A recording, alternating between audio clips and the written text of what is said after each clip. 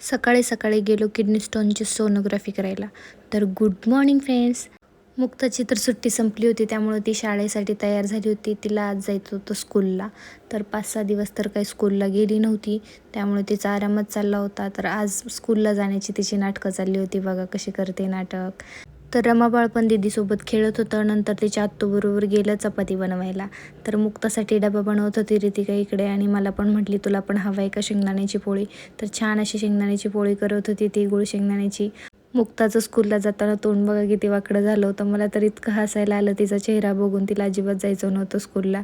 मग आम्ही गेलो दवाखान्यात. मग इकडे रमाला सोन्या मामा घेऊन उभा राहिला होता, कारण की आतमध्ये लहान बाळाला एंट्री नव्हती, म्हणून ते बाहेर थांबले होते. आम्ही वेट करत होतो आमच्या नंबरची, पण आमचा नंबर काही येईना. मग आतल्या खोलीमध्ये तिथल्या एका सिस्टरने मला बसवलं, कारण की बाळाला झोपवायचं होतं आणि बाहेर खूप कालवा करत होती लोक. तर मी तिला आतमध्ये घेऊन बसले आणि सोनोग्राफी माझी झाली आणि रिपोर्टसाठी आम्ही वेट करायला आलो बाहेर. तिथंच बसण्याऐवजी म्हटलं चला बाहेरचा आपण निसर्ग पण बघू थोडाफार. तर खूप छान असे झाडं वगैरे होते. तर रमा बाळासोबत खेळत बसले मी तिथं. सगळे चाफ्याची फुलं वगैरे रमाबाळाच्या बाबांनी बघा कसे फुलं गोळा केले होते सगळे, आणि रमाबाळाच्या अंगावर टाकणं चाललं होतं. रमा तर इतकी खुश झाली, मस्त असं वाटलं असेल तिला. तर मग आम्ही गेलो आतमध्ये आणि रिपोर्ट घेतले आणि गेलो घरी.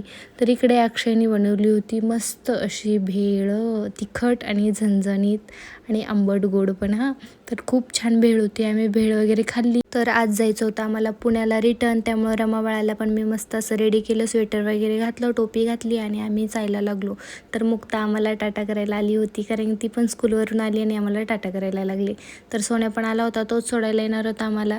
तर रितिका आली खालीपर्यंत सोडायला, म्हटली चला आम्ही सोडायला येते. तर मुक्ता इथे मागं लागली होती, तिला परत आमच्यासोबत पुण्याला यायचं होतं. मग मुक्ताच्या आईने तिला थोडंसं लाडीगोडी लावून वरती पाठवलं घरी, आणि मग आम्ही निघालो घरी जायला. रितिकाच्या घरून निघालो आणि वेट करत बसलो ऑटोचा. ऑटो करून आम्हाला जायचं होतं बारामती बसस्टँडला. तर ऑटो भरायची वाट बघत होतो, बराच वेळ झाला ऑटो काही भरत नव्हता. मग आम्ही तर जाऊन बसलो आतमध्ये आणि निघालो. तर पोचलो आम्ही तिकडे बारामतीच्या बसस्टँडला. बसस्टँड तर तुम्ही मागच्या एका रीलमध्ये बघितलंच असेल.